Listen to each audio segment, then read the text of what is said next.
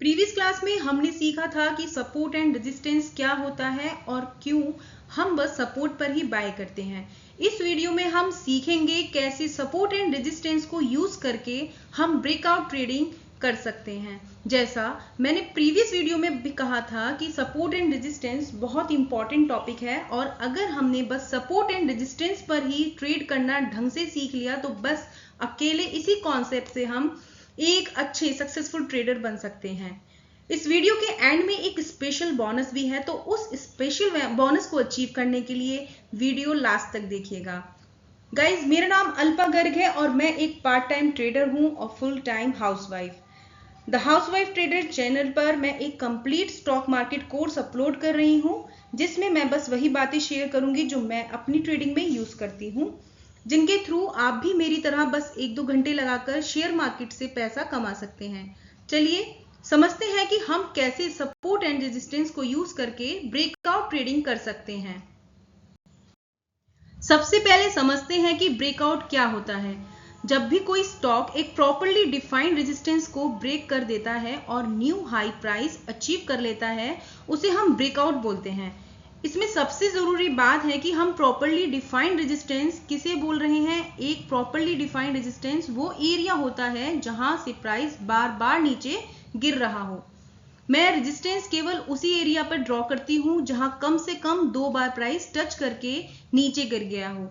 जैसा आप देख रहे हैं, प्राइस ने ब्रेकआउट देने से पहले एक प्रॉपर रेजिस्टेंस फॉर्म किया है और ब्रेकआउट से पहले 3 बार उसी लेवल से नीचे गिरा है। यूजुअली इसी टाइप के ब्रेकआउट सक्सेसफुल होते हैं।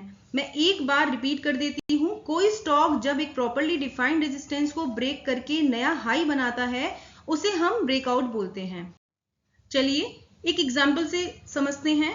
ये वो एग्जाम्पल है जो मैंने रिसेंटली अभी ट्रेड किया था। ये चार्ट है VBL का और इसमें आप देख सकते हैं कैसे VBL ने एक प्रॉपर रेजिस्टेंस फॉर्म किया है।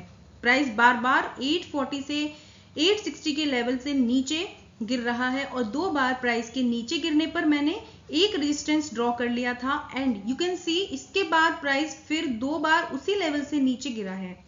प्राइस कभी भी 860 के लेवल से ऊपर क्लोज नहीं हो पाया। प्राइस का रेजिस्टेंस के ऊपर क्लोज होना बहुत इंपॉर्टेंट है। क्लोज नहीं तो अपने लिए रेजिस्टेंस ब्रेक नहीं हुआ। फिर फाइनली 16 अगस्त में प्राइस ने 860 के ऊपर क्लोजिंग दी और एक बहुत प्यारी तरीके से ब्रेकआउट हुआ। बट ब्रेकआउट होने का ये मतलब नहीं है कि हम ट्रेड ले लेंगे। इसका मतलब ऐसा बिल्कुल नहीं है। जैसा हमने अपनी प्रीवियस क्लासेस में भी सीखा था, हम तो बस सपोर्ट पर ही बाय करते हैं, क्योंकि सपोर्ट पर बाय करने से स्टॉप लॉस डिफाइन करना बहुत इजी हो जाता है। सपोर्ट पर बाय करने से स्मॉल लॉस पर ही हमें पता चल जाएगा कि हमने ट्रेड गलत ले लिया है। सपोर्ट पर बाय हमें एक लो रिस्क एंट्री देता है, जो कि ट्रेडिंग में सबसे ज्यादा इंपॉर्टेंट है। दूसरा, हम सपोर्ट पर बाय तभी करते हैं जब सपोर्ट पर हमें कैंडलस्टिक कंफर्मेशन मिले। कैंडलस्टिक कंफर्मेशन हमें मिलती है पिन बार से, बुलिश एनगल्फिंग से या मॉर्निंग स्टार से। इन 3 कैंडलस्टिक्स के बिना तो हम ट्रेड लेने के बारे में सोच भी नहीं सकते। अगर आपने कैंडलस्टिक्स की क्लासेस नहीं देखी हैं तो मैं डिस्क्रिप्शन में लिंक शेयर कर दूंगी। हमको समझ आ गया है अभी तक हमें सपोर्ट पर बस सपोर्ट पर ही बाय करना है। बाय तब करना है जब कैंडलस्टिक कंफर्मेशन हो, और साथ में हमने समझ लिया है कि ब्रेकआउट क्या होता है। चलो अब ब्रेकआउट तो हो गया, पर जैसा मैंने आपको बताया था कि मैंने ब्रेकआउट होने के बाद एंट्री नहीं ली थी। अब बात कर लेते हैं फिर एंट्री कब लेनी है। स्टॉक मार्केट में जब प्राइस एक रेजिस्टेंस को ब्रेक करता है तो वो रेजिस्टेंस एक फ्लिप जोन बन जाता है। फ्लिप जोन मतलब कि प्राइस जब वापस आएगा तो ये ब्रोकन रेजिस्टेंस अब एक सपोर्ट की तरह काम करेगा।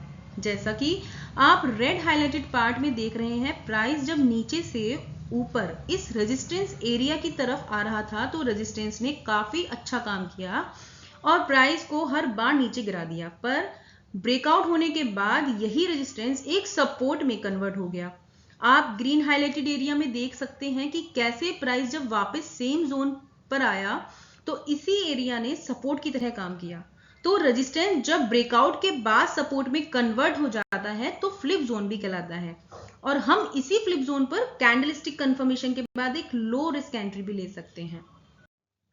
चलिए वापस चलते हैं अपने एग्जाम्पल पर और समझते हैं कि मैंने वीबीएल में एंट्री कैसे ली थी।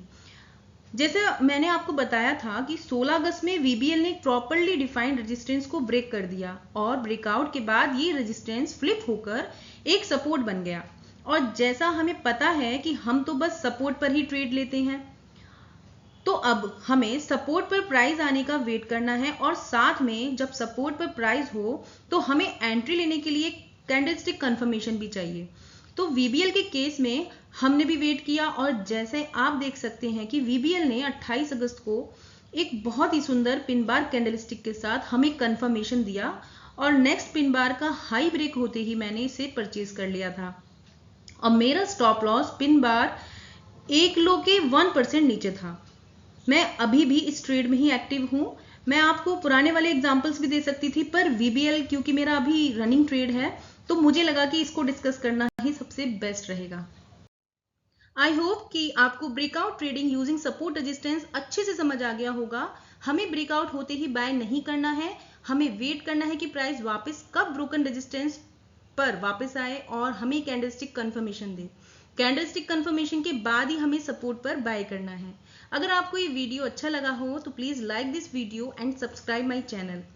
हाँ जी, आपके लिए स्पेशल बोनस भी है। मैंने एक टेलीग्राम ग्रुप भी बनाया है जहां पर मैं अपनी एनालिसिस शेयर करूंगी और साथ जो आईपीओ में अप्लाई कर रही हूं वो भी बताऊंगी। रिसेंटली ही मैंने उसमें सिटी यूनियन बैंक का चार्ट पोस्ट किया था जो कि मुझे काफी अच्छा लेवल पर लगा था। आप चाहें तो टेलीग्राम चैनल ज्वाइन कर सकते हैं, लिंक डिस्क्रिप्शन में है। नेक्स्ट वीडियो में हम बात करेंगे मूविंग एवरेजेस की and how can we trade using moving averages. अगर आपको मेरी नेक्स्ट वीडियो का इंतजार हो तो प्लीज मेरे चैनल को सब्सक्राइब जरूर करें and also please share my channel with your friends and family. चलिए मिलते हैं फिर नेक्स्ट वीडियो में on trading with moving averages. जय श्री राधे।